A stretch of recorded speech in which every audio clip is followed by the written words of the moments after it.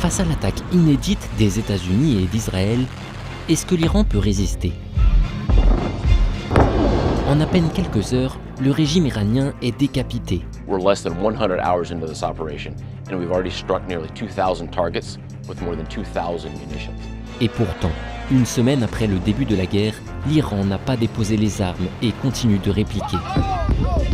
Alors, comment l'Iran parvient-il à faire face à la plus puissante armée du monde et à ses alliés ?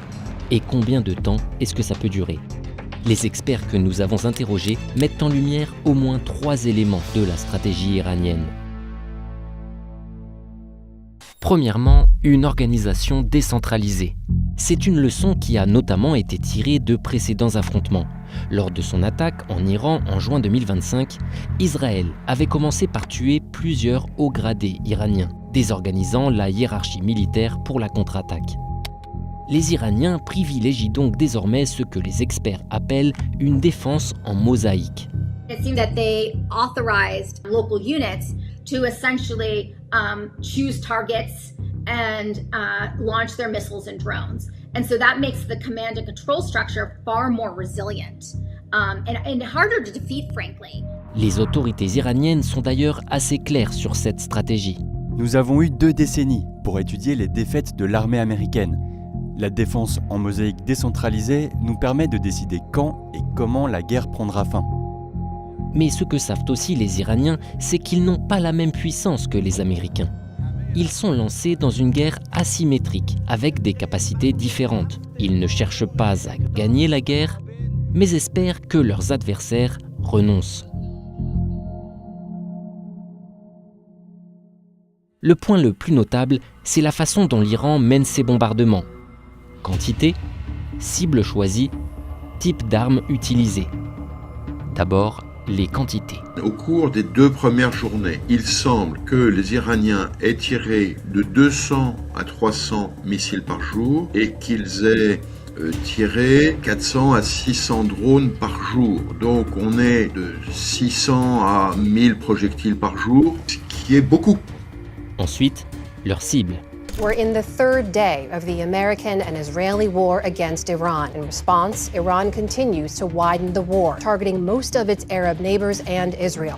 C'était une réponse qu'on n'imaginait sans doute pas à ce point tout azimut. C'était quand même une petite surprise que immédiatement les Iraniens ciblent non seulement Israël, mais aussi les bases américaines dans les pays de la région et les monarchies du Golfe. Enfin, et c'est le point crucial, il faut parler des caractéristiques des armes utilisées. Une partie des attaques que mène l'Iran ne lui coûte pas si cher. En sachant qu'à l'inverse, pour les pays visés, se défendre coûte très cher. En plus des missiles, l'Iran utilise beaucoup ça. Le drone Shahed. Coût de fabrication, moins de $40 000. Donc vous pouvez en fabriquer, quand vous êtes un État, 1 millier ou une dizaine de milliers sans que vous soyez sur la paille. Plutôt low cost donc, et plutôt efficace. Les modèles les plus avancés peuvent voler à plus de 2000 km et sont relativement furtifs. Ça a ce qu'on appelle une surface équivalent radar, c'est-à-dire ce qui apparaît sur un radar qui est très petit, parce que ce sont des engins qui font 1,50 m d'envergure, donc c'est finalement très petit par rapport à un avion de chasse, ou même un missile. Et puis ça vole certes lentement, mais en revanche ça vole très bas. Et donc ça vole en dessous des grands radars qui voient à longue portée. Et donc du coup on les voit au dernier moment. Ils arrivent, on les voit 2-3 km avant, et donc les défenses aériennes sont surprises. Et dernier avantage, ça permet de faire de la saturation. Saturation, ça veut dire quoi ? Ça veut dire que je peux envoyer 10 drones sur une cible qui va épuiser toutes les défenses aériennes. Et du coup, après, je peux envoyer un missile qui, lui, passera à travers une défense aérienne qui aurait été fragilisée et affaiblie. Alors, en face, les Émirats arabes unis, par exemple, affirment avoir intercepté plus de 90% des projectiles lancés par l'Iran.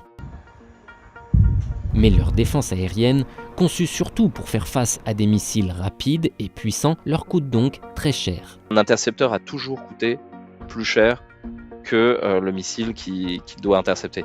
Pour une raison simple, un intercepteur doit aller beaucoup plus vite que sa cible s'il veut la rattraper.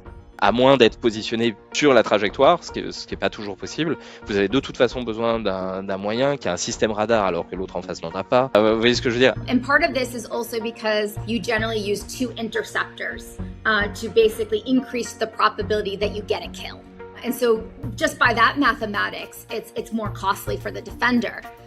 Cas extrême, certains des missiles antiaériens les plus sophistiqués peuvent coûter plusieurs millions d'euros. Vous avez utilisé une Ferrari pour rattraper un petit lapin, si vous voulez. Malheureusement, il y a beaucoup de lapins. Essentially, for every dollar Iran spends on building and sending one of these drones, the UAE is spending about $20 to $28 shooting them down.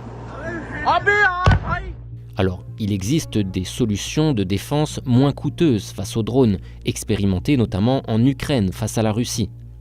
Mais les Émirats arabes unis en particulier semblent encore assez démunis en la matière. The challenge, though, is that it seems that the countries have not invested in these different, cheaper options. We haven't actually scaled up their availability. Oh my God. Bon, ce raisonnement sur les coûts doit quand même être nuancé. En réalité, c'est la valeur de ce que vous défendez qui est prioritaire. Si un porte-avions américain se fait détruire parce qu'il y a un missile qui est passé, la valeur du missile Patriot, en fait, ça deviendra complètement anecdotique. En fait, la question qui va vite être centrale, ce sera surtout la question des stocks. Il y a un moment, l'un des deux adversaires n'aura soit plus de vecteurs pour attaquer, soit l'autre n'aura plus de vecteurs pour intercepter. Là, il y a une force de course pour savoir lequel des deux n'aura plus de munitions avant l'autre. Dans les discours, tous tentent d'affirmer qu'ils peuvent tenir encore longtemps. Iran cannot outlast us. Contrairement aux États-Unis, l'Iran s'est préparé à une longue guerre. Aujourd'hui, les stocks de missiles détenus par chacun sont peu connus et ils évoluent car chaque camp tente de détruire les stocks de l'autre. Quoi qu'il en soit, à court terme, il sera très compliqué de faire grossir ces stocks, en particulier les systèmes de défense. Certains de ces systèmes sont des objets d'art, c'est de la très haute ingénierie et vous ne les sortez pas comme ça. L'une des seules solutions pour les Américains pourrait être d'aller chercher des stocks stationnés ailleurs. Notamment par exemple en Corée, au Japon, à Guam, qui peuvent être redirigés, mais ce qui veut dire que vous avez épuisé votre stock général et que dans le cas d'un conflit avec un autre acteur, vous n'auriez plus ces moyens de défense, donc là vous avez à faire un choix. Dans tous les cas, même s'ils infligent d'immenses dégâts à l'Iran, les États-Unis pourraient sortir eux aussi affaiblis de cet épisode. Le fait que les États-Unis soient incapables de protéger complètement leurs alliés alors qu'ils ont promis de les protéger, d'une certaine manière, ça attaque le prestige américain. Enfin, l'Iran a bien conscience d'un autre gros moyen de pression. Au large de ses côtes transite 20% du pétrole mondial. Et perturber le trafic maritime dans une zone réduite est une action peu compliquée, mais qui peut avoir de larges conséquences. The Strait of Hormuz is actually not really closed. It's more that carriers have decided it's too dangerous and not worth the risk of traveling through it right now. Toute la planète se retrouve brutalement concernée et ça peut forcer certains acteurs à rentrer dans un jeu de négociation avec les États-Unis et Israël pour les inviter à cesser leurs frappes.